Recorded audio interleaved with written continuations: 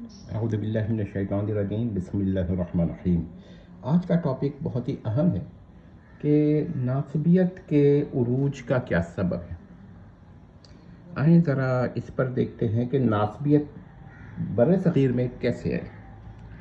دیکھیں، اس میں بنیادی طور پر جب پاکستان کی تقسیم ہوئی تو اس وقت سے کچھ پہلے علماء دیوبند نے ایک بہت ہی غلط فیصلہ کیا کہ عقائد پر زور کم دیا اور روایات اور احادیث کے بعد ان کی تعویل و توجیہ کے قواعد پر زور کم دیا، علم الکلام سے بالکل صرف نظر کر لیا، اور زیادہ تر سوائے فقہ حنفیہ پہ جب تک اعتراض ہو اس کے بعد انہوں نے علم کلام کا کوئی فائدہ نہیں اٹھایا، قواعد تعویل اور تخصیص جو احادیث میں چلتی ہیں ان کا بھی کوئی فائدہ نہیں اٹھایا۔ اس کے بعد دوسرا مرض ایک اور پیدا ہوا کہ انہوں نے بنیادی عقائد کا اخفاء کرنا شروع کیا۔ مثلا اگر آپ ان سے پوچھتے کہ بھائی جمل اور صفین میں اہل سنہ کا کیا موقف ہے، تو انہوں نے جواب دینا تھا کہ بھائی آپ کا اس سے کوئی تعلق ہے؟ قیامت میں یہ سوال پوچھا جائے گا، قبر میں یہ سوال پوچھا جائے گا، کیوں اس مسئلے میں پڑھتے ہیں؟ جب آپ اپنے صحیح عقائد لوگوں کو نہیں بتائیں گے تو پہلا اس کا ہوگا اثر کہ آپ کے اپنے علماء بھی اپنے عقائد سے ناواقف ہوں گے اور اہم ترین عقائد کو عام سمجھیں گے، اور پھر یہی ہوا۔ اچھا، اس کے بعد یہ کہ ان میں یہ شبہ پیدا ہو گیا کہ علم الکلام کی جو کلامی مباحث ہیں وہ ماضی کی ہیں، حال میں ختم ہو گئے۔ اسی وجہ سے انہوں نے منطق اور فلسفہ اور معقولیات کی اہم کتب کو فالتو سمجھا اور کورس سے بہت ساری کتب ہٹا دیں۔ مثلا غلام یحییٰ کا نام کسی نے سنا ہے؟ نہیں سنا ہوگا۔ ملا حسن کی کتاب اور ملا جلال کی کتاب کسی نے سنی ہے؟ بہت کم لوگوں نے۔ خیالی تو خال خال کسی نے پڑھی ہوگی۔ اور ایک بہت ہی اہم کتاب ہے قاضی مبارک، یہ کس نے سنی ہے؟ اب یہ مدارس میں نہیں پڑھی جاتی۔ اس طرح کر کے معقولیات کی اور عقائد کی مختلف منطق اور فلسفہ نکال دیا۔ حتیٰ کہ اس کا ایک نقصان یہ ہوتا ہے کہ جو منطق اور فلسفہ نہیں جانتا اور ساتھ میں علم القواعد نہیں جانتا، وہ ناسبیت یا رافضیت کی جانب میلان اس کا ہو جاتا ہے۔ اور پھر یہی ہوا، علماء دیوبند میں جب عقائد کی تعلیم ختم ہوئی تو دو چیزیں رہ گئیں۔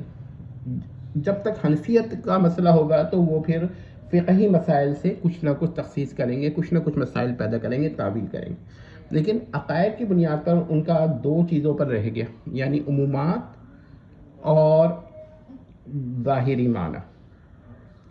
پھر نتیجہ یہی ہوا کہ کچھ لوگوں نے ایسی احادیث لینی شروع کر دیں جو عمومات اور ظاہری معنی کے اعتبار سے ناسبیت کا سپورٹ کرتی تھی۔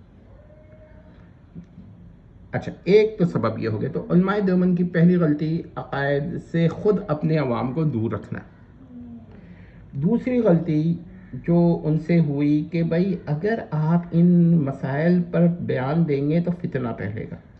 ان کے نزدیک عملی فتنہ نظری فتنے سے بڑھ گیا۔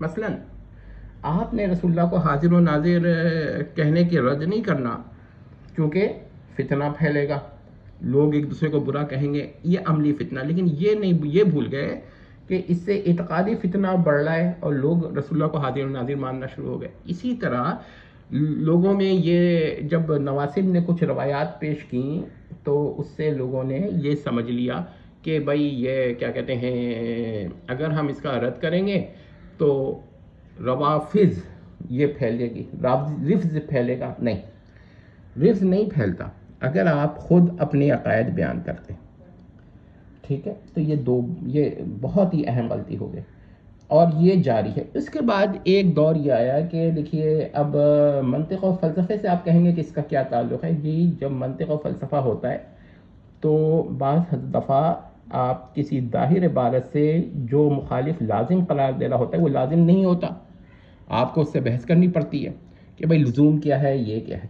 اس کے علاوہ پھر ایک اور مسئلہ پیدا ہوا کہ بھائی اس سے جب آپ اپنے عقائد بیان کرنے کی اس وقت ضرورت ہے جب اعتراض ہو، حالانکہ اس وقت بھی ضرورت ہوتی ہے جب اعتراض نہ ہو، کیونکہ آپ کو عقائد جو ہیں اس کا دفاع کرنا واجب ہے۔ تو یہ تیسری وجہ ہو گئی کہ بھائی یہ کیا کہتے ہیں، انہوں نے اندر ضرورت اس کو سمجھا، حالانکہ اندر ضرورت نہیں تھا، یہ تو ضروری تھا کہ ہر وقت عقائد بیان کیے جائیں۔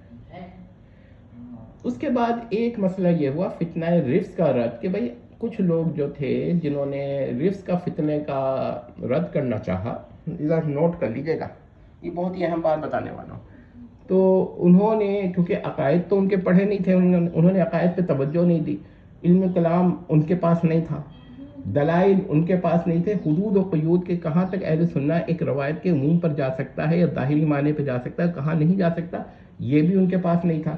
تو انہوں نے جب صحابہ کا دفاع کرنا چاہا، ابتدا میں نیت تو بہت اچھی تھی، لیکن پھر ان کے پاس جب یہ سب چیزیں نہیں تھیں تو انہوں نے پھر یزید کو اسی طرح دیکھا جس طرح وہ حضرت علی کو دیکھا کہ نعوذ باللہ استغفر اللہ لا حول ولا قوۃ الا باللہ۔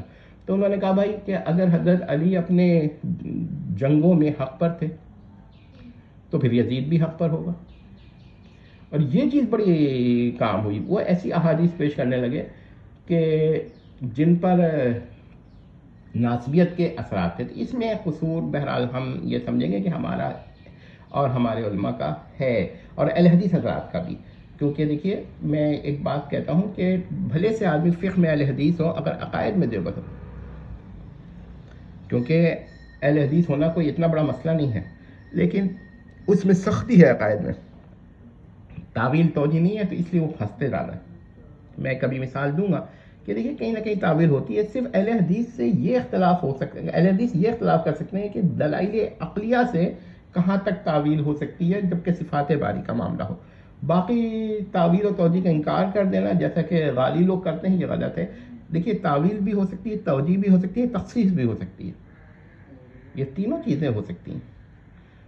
تو اب میں اس کی ایک مثال دوں گا کہ اچھا اب انہی خطوط پر کچھ عرصے کے بعد ایک اور رد العمل پیدا ہوا۔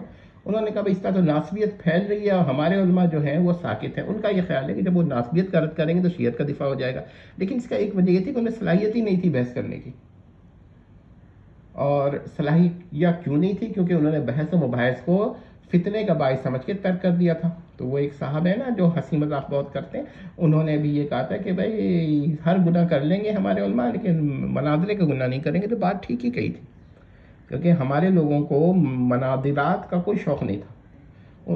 اب اگر آپ ان سے پوچھیں کہ یزید اور سیدنا حسین میں جب اختلاف ہوا تو حق کس کے ساتھ تھا، تو ایک ایسی تعداد پیدا ہو گئی، کہتی ہے سوال قبر میں پوچھا جائے گا۔ جی قبر میں تو جو سوالات پوچھے جائیں گے اس میں ختم النبوہ کا لفظ بھی نہیں ہے کہ یہ پوچھا جائے گا کہ آخری نبی مانتے ہو کہ نہیں، کیونکہ جب انسان کافر مرتا ہے تو وہ جواب ہی نہیں دے سکتا، یہ تو شرط ہے ایمان کی۔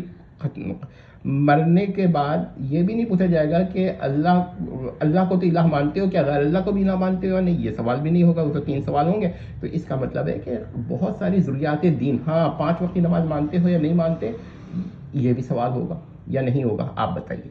تو قبر میں جو 3 سوال ہوں گے، اس کا ہرگز یہ مطلب نہیں ہے کہ ضروریات دین کا انکار کر دیا جائے، ضروریات اہل سنت کا انکار کر دیا جائے کہ بھئی اس میں نہیں پڑھو۔ اچھا قبر میں یہ سوال ہوگا کہ اللہ حادث ہے یا قدیم ہے؟ نہیں ہوگا نا، لیکن کیا اللہ کے قدیم ہونے پہ شبہ کرنا، ادنا سے ادنا شبہ کرنا، اس کے ایسے شخص کے کفر پہ شبہ کرنا بھی کفر ہے، اور ایسے شخص کے کفر پہ شبہ کرنا جو ایسے شخص کے کفر میں شبہ کرے تسلسل کے ساتھ الی الآخر کفر رہے گا۔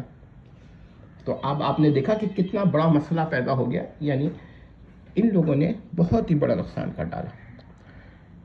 اب ناسبیت جب پھیلی ہے تو ان لوگوں کو ایک بہت ہی اہم مسئلہ پیدا ہو گیا کہ جن لوگوں نے مخالفت کی، ناسبیت کی، ان کی باقی لوگوں نے یہ سمجھ کر کہ یہ فضول کام کر رہے ہیں، ناسبیت تو خود ہی مر جائے گی، نہیں، ایک دفعہ ناسبیت پیدا ہو گئی تو نہیں مرے گی۔ اور اسی چیز کو بنیاد بنا کر ایک اور ریئیکشن پیدا ہوا جنہوں نے رزق کی دفاع کرنا شروع کر دی۔ آپ یہ سمجھ رہے تھے کہ یزید کو برا مت کہو کہ حضرت معاویہ تک بات پہنچے گی، تو آپ ساکت ہو گئے، یہ فتنہ آپ کے نزدیک تھا، لیکن یہ نہیں تھا کہ حضرت معاویہ کا دفاع کر لیں، کیونکہ اس میں عقل لگتی ہے، اس میں محنت ہوتی ہے، تو یہ سستا طریقہ ہے ہمارے علماء کا. اور یہی وجہ ہے کہ جن جن احباب نے رفض اور ناسبیت کا دفاع کیا انہوں نے بہت بڑا کارنامہ انجام دیا. اب اس مسئلے پہ میں کہتا ہوں کہ اگر ندوی وغیرہ نہ ہوتے تو بہت سارے لوگ ان کے استدلال کے جواب کی طرف بھی نہیں آتے. آپ سمجھ رہے؟ لیکن یہی بات عباسی وغیرہ کے لیے بھی کہ اگر یہ نہ ہوتے تو لوگ سیدنا حسین کے دفاع میں نہیں آتے. لیکن بہرحال مین اسٹریم ابھی بھی یہ سمجھتی رہی ہے کہ علم کلام، کیونکہ علم کلام میں بنیادی عقائد ہیں کہ صحابہ کے بارے میں کیا عقیدہ رکھنا چاہیے. تعویل ہے، توجیہ ہے. جب آپ کو تعویل اور توجیہ اور قواعد کا علم ہو جائے گا تو آپ ہر طرح سے بحث کر لیں گے. امید کرتے ہیں کہ ایک دفعہ پھر کچھ لوگوں کو بات سمجھ میں آئے گی. تو اس طرح کے لوگ پیدا ہوتے ہیں تاکہ علماء میں جو عیوب پیدا ہو چکے ہیں ان کا علاج ہو سکے. اگر کسی کو چوٹ نہ لگے تو ڈاکٹر یہ بھول جاتا ہے کہ پٹی کس طرح باندھی جاتی ہے. والسلام.